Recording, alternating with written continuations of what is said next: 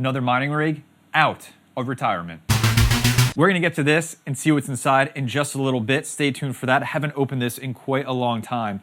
But before we do, let's get updated on my solo mining adventure. I made a video on this a little bit ago where I decided to take a 12x6600 XT rig and start solo mining neoxa in hopes of running a node. So let's check out how it's been going so far.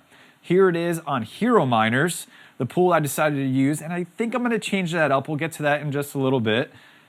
And here's the wallet, and so far I've been paid out 13,380 neoxa, and I have a pending balance of a little over 2,000 neoxa, which is the block reward. So overall, doing, I think, okay, maybe not. I took all of this information, put it into a spreadsheet. These are all the blocks that I've hit since the first block back on November 29th. What you're looking for here is the effort column. This is the amount of effort that it took for me to hit a block. If I hit exactly 100, that would have been the same as if I was just mining to a pool. The hope is to come in a little under 100, which means I'm getting actually more neoxa than if I mine to a pool. Not so lucky right now. All that effort averaged out is 123%. So actually I would have gotten more neoxa at this point if I decided to just mine to a pool directly than if I decided to do this solo mining. So things will balance out over time. There's a couple things that I'm looking at that perhaps will make me a little more lucky, but we'll get to that again in just a little bit.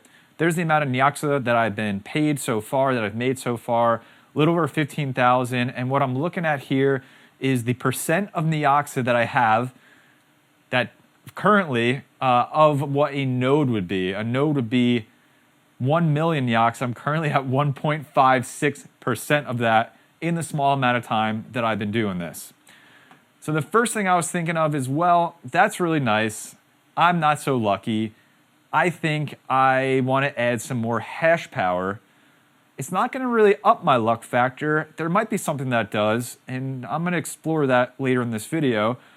But I want to get some more hash power on this so that I can really perhaps hit more blocks more regularly. Because right now, as you can see there, they're coming in like every few days, and that's just a long time for me to see if I'm lucky or not.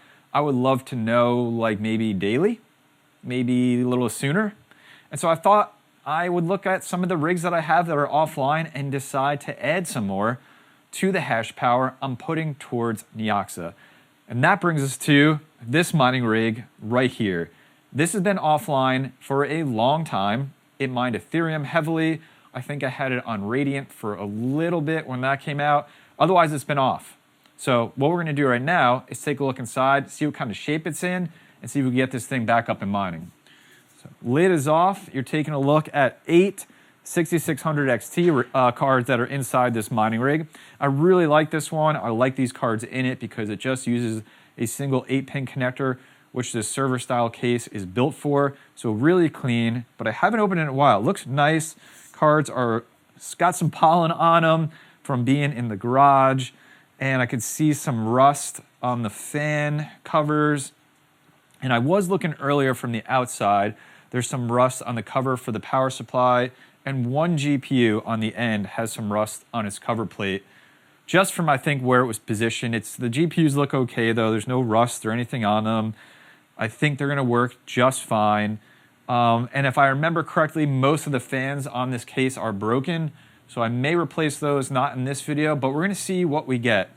So I wanna get this thing plugged into power, and then we're gonna check if it pops up in Hive OS and get it mining. Moment of truth, let's see what we get. Uh-oh, there's a wire in that fan. Did not expect that. Okay. That fan sounds super broken now. That's one of the fans in the front, of which is the actual only one working on this case. So, and it just stopped. So that is some work to be done. Let's see, I gotta get these GPUs lit up. I think there's a power button somewhere on this motherboard. Adjusting some of these cables that are hitting some fans here. GPU fans are spinning. Let's check in Hive OS and see what we get here. You just missed seeing it, but the last time this rig was online was 205 days ago. Updates are done, overclocks are reset, flight sheet is set to Team Red Miner to mine over on Neoxa at Hero Miners. Let me get in some overclocks here. I'm gonna use the ones that I found to be relatively stable so far, still adjusting for the 12 card 6600 XT rig. So I'm gonna go 1220 on the core. Core voltage I can do all the way down to 640. Memory controller voltage I have at 760 on those cards. Memory clock has been a little weird, so I'm gonna start at 1140, and then memory voltage 1335, and we're gonna start with that for right now to get these up and mining. We are looking good. Every card doing 17.5 mega hash on average right now, giving me a total of this rig, 142 mega hash mining Neoxa on the Kapow algorithm. So what I want to do now is see all of that hash rate put together and look at what amount of rewards I should expect solo mining from here on out. So let's take a look. That's 140 mega hash on this rig. And then if we go back and look at my other rig, which is going here, it's doing 210 mega hash right now. And Hive OS will give me the total of doing 351 mega hash mining Neoxa right now. So I'm gonna go over on 2Crypto which is gonna tell me how often I should be able to hit a block on average with solo mining. So we're gonna put that 351 mega hash in for Kapow, and I'm gonna come down here and click on Neoxa, and then I'm gonna click Can I Mine Solo, and it's gonna tell me that I should hit about a block a day, which if you look, 6 blocks a week, so around a block a day is what I should be able to do, plus or minus, I guess a little bit because it's 6 over that entire time period. But in 30 days, you're looking, I should be doing 27 blocks. So really almost a block a day minus maybe 3 or 4 days in a month. Up on the pool, you can see that rig has already joined and the hash rate is starting to build up and it will average out over time. But here's what I was referencing earlier in this video. I'm thinking of changing things up because solo mining is very dependent on your ping to the mining pool. And this is what got a little tricky for me. So if you look in the actual miner, Team Red Miner here itself, and you look at the information the pool has is coming up in green, that is showing me, I think, my ping to the pool, which is 33 milliseconds, 35, 36, 28, which looks really good, though I'm not sure if it's accurate. When solo mining, your ping to the pool, the amount of time it takes for data to transfer between your location and the pool's server is really important because of the work and shares being submitted back and forth. So the lower ping you can have, not the better luck you'll have, but maybe the more accurate results you'll have when solo mining. So that sent me on a little bit of a journey. And I remembered a tool that 2 miners came out with a while ago that I tested the first time I did solo mining that allows you to test your stratum ping to mining pools. So I have it set up here and I'll leave links for this down in the description below. So the first thing I did was tested my ping over to Hero Miners. And you can see the ping is quite different than what the mining software is actually reporting.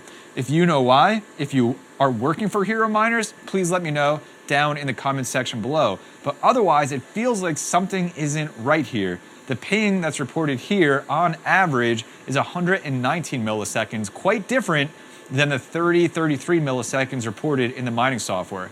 So then I went on another journey and I said, well, what other mining pools are out there that support solo? So I went over on to miningpoolstats.stream and just looked for the little solo badge next to a couple of these pools. And I looked also for their fees, what they're charging, because Hero Miners is charging 0.9. And I found a few, and then I also did the ping tool to them. And we're gonna take a look at those results. So the first one I looked at was 2 miners. Popular mining pool, I've used it in the past for solo mining. So I wanted to test the ping to that out to their server that should be closest to my physical location. And the ping is better, but still averaging at 99 milliseconds, so not great. So then I found a couple others, and I landed on Crimson Fusion, which is a pool that's currently offering 0% fees, and those are coming in excellent. That's coming in at 17 milliseconds ping to that pool. And I also found Miner Pool Pro coming in, let's see, not as good, but still much improved from what I'm currently doing, coming in at 22 milliseconds. And also Solo Pool, I found coming in, again, much lower than what hero miners and 2 miners are coming in at 24 milliseconds on this pool. So all of those look like really great options for me to move over my mining rigs to solo mine and hopefully increase my luck factor and lower the amount of effort that it's taken for these machines to mine and get a block on neoxa. So the last thing I wanted to take a look at is how much longer it will take for me to get to a node now that I've added on some additional hash rate, and also what I might be thinking of doing on top of the work that I've done so far. And we're gonna take a look at, in 30 days, I should generate 61,000 neoxa. So let's see how many months it'll take me in order to get to that node. We're just gonna take 61,000